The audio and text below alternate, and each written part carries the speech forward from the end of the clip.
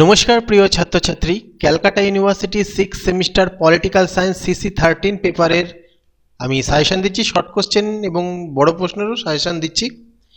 Short কোশ্চেনের সাজেশনের ক্ষেত্রে বলে রাখছি যে আমি কিছু টপিক আলোচনা করব, সেই টপিকগুলোর উপরে জোর দেবে, অবশ্যই কমন পাবে। এবং শর্ট কোশ্চেন দিয়ে দিচ্ছি যেগুলো প্রিভিয়াস ইয়ারে বিভিন্ন ইয়ারে এসেছে পরীক্ষা, এবং অতিরিক্ত কিছু কোশ্চেন যুক্ত রয়েছে, যেটা ভিডিও শেষে আমি তোমাদের শর্ট কোশ্চেনগুলো দেখিয়ে দেবো, যেহেতু অতিরিক্ত শর্ট কোশ্চেন থাকে। সবকটা তো বলা সম্ভব নয়। এবার দেখো, যে শর্ট কোশ্চেন তোমাদের পরীক্ষায় আসে সেগুলো ভালো করে দেখো, তার টপিকগুলো আমি আলোচনা করে দিই। কোশ্চেনটা আমি ভিডিও শেষে আমি তোমাদের দেখিয়ে দেবো, কারণ অনেকগুলো কোশ্চেন রয়েছে। তার আগে আমি বড় প্রশ্ন সাজেশন বলে দেবো। তো প্রথমে মৌলিক পরিভাষা, এই টপিকের ওপর শর্ট কোশ্চেন আসছে। কেমন? জনপ্রশাসনের যে মূল শব্দগুলো রয়েছে, প্রশাসন, জন, আদেশ, সমন্বয়, যোগাযোগ, দক্ষতা, অর্থাৎ এদের সংজ্ঞা আসছে, এদের অর্থ আসছে। অর্থাৎ ধরো জনপ্রশাসনের সংজ্ঞা দাও, প্রশাসনের সংজ্ঞা দাও, এরকম টাইপের কোশ্চেন আসছে। তো তোমাদের সংজ্ঞা কিছু পড়ে রাখতেই হবে, যেগুলো তোমাদের বইতে চ্যাপ্টার রয়েছে, সেই চ্যাপ্টারের মূল প্রশ্ন প্রথম দিকে যে কাকে বলে, এই টাইপের প্রশ্ন কিন্তু তোমাদের পরীক্ষায় আসছে। এবার দেখো তাত্ত্বিক ও তাদের অবদান, যে তত্ত্বগুলো তোমাদের বইতে রয়েছে, যেমন টেলর, ধরো উইলসন, সাইমন, ওয়েবার, রিগস, এদের তত্ত্ব, যে তত্ত্বটা আছে সেটা কে করেছে, বা টেলরের তত্ত্বটির নাম কি, এরকম টাইপের কোশ্চেন তোমাদের আসছে। নেক্সট হচ্ছে এইটা, পটস্কর্প থেকে কিন্তু মারাত্মকভাবে প্রশ্ন আসছে। এখানে আসছে, দেখো এখানে হয়তো বলে দিচ্ছে যে ধরো এস এর পূর্ণরূপ কি, বা ডি এর পূর্ণরূপ কি, বা এরকম ভাবেও বলতে পারছে যে 4 নম্বরে পটস্কর্প কর্তাটির 4 নম্বরে যেটা রয়েছে তার অর্থ কি, এরকম ভাবে তোমাদের কোশ্চেন আসছে, সংক্ষিপ্ত রূপ রয়েছে। ঠিক আছে, এই পটস্কর্প থেকে আসছে। নেক্সট যেটা হচ্ছে সম্মেলন ও মডেল।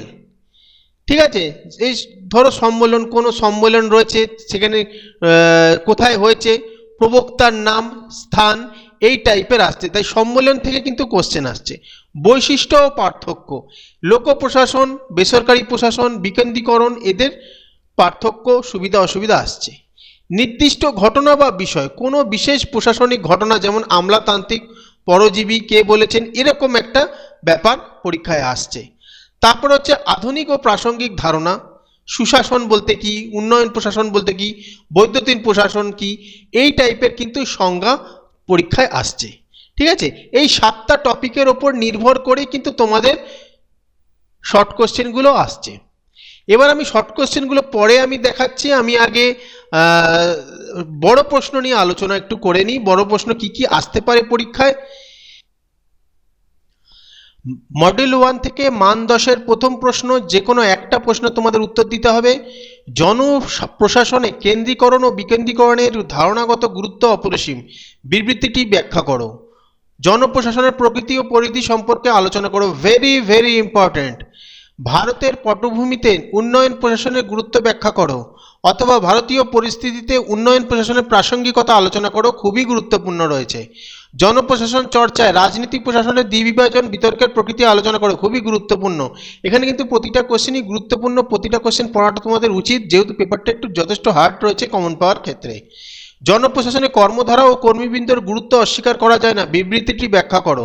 বৈদ্যুতিন প্রশাসনের সুবিধা অসুবিধাগুলি কি কি গুরুত্বপূর্ণ রয়েছে, বেশি গুরুত্বপূর্ণ রয়েছে। এমনিতে প্রত্যেকটা কোশ্চেনই 6টা প্রশ্নই গুরুত্বপূর্ণ। এবার মান 15-র জন্য কোন কোন প্রশ্ন পড়বে দেখে নাও, যেখানে একটি প্রশ্নের উত্তর দিতে হবে। তুলনামূলক জনপ্রশাসনের তুলনার গুরুত্ব কি, তুলনামূলক জনপ্রশাসনের মূল বৈশিষ্ট্যগুলি আলোচনা করো, ভেরি ভেরি ইম্পর্টেন্ট।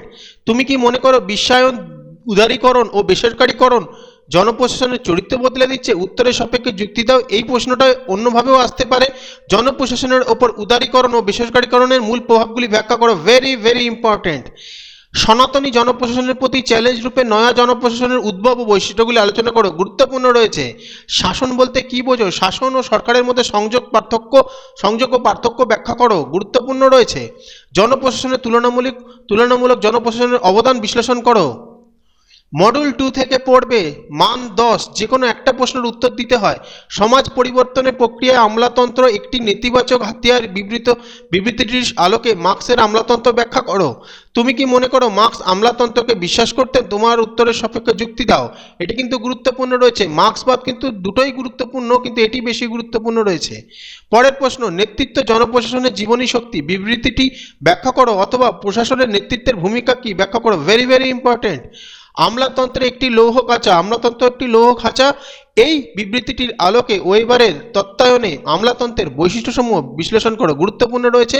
উন্নয়নশীল দেশসমূহের প্রশাসনিক বিশ্লেষণে সালা মডেলের ভূমিকা ব্যাখ্যা করো। গুরুত্বপূর্ণ রয়েছে। প্রশাসনিক সংগঠনে যোগাযোগ ও নিয়ন্ত্রণের ভূমিকা আলোচনা করো। মান 15 জন্য মডেল 2 থেকে যে কোনো একটি প্রশ্নের উত্তর দিতে হয়।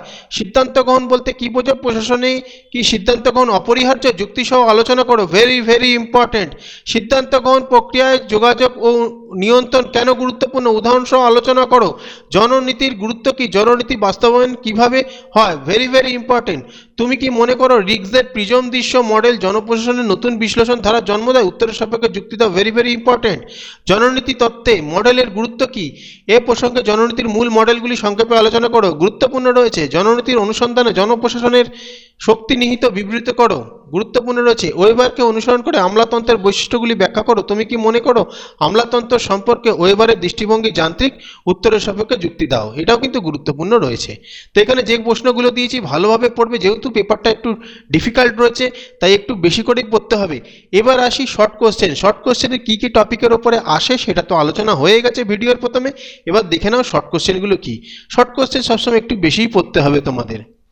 ক্যালকাটা ইউনিভার্সিটির মতন এত বড় ইউনিভার্সিটিতে কয়েকটা শর্ট কোশ্চেন পড়ে গেলে হবে না, যদিও এই শর্ট কোশ্চেনও যথেষ্ট নয়, তবে এইগুলো তোমাদের সিলেবাসের সবচেয়ে গুরুত্বপূর্ণ শর্ট কোশ্চেন, কারণ বিভিন্ন ইয়ারে এই শর্ট কোশ্চেনগুলো এসেছে। প্রিভিয়াস ইয়ার থেকে এগুলো বেশিরভাগ তোলা হয়েছে। ভালো করে পড়বে। প্রিভিয়াস ইয়ারের কোশ্চেন অবশ্যই সলভ করে যাবে, রিপিট হওয়ার চান্স রয়েছে। প্রিভিয়াস ইয়ারের কোশ্চেনগুলোকে অ্যাভয়েড করবে না। এই হচ্ছে তোমাদের শর্ট কোশ্চেন, ভালো করে দেখে নাও।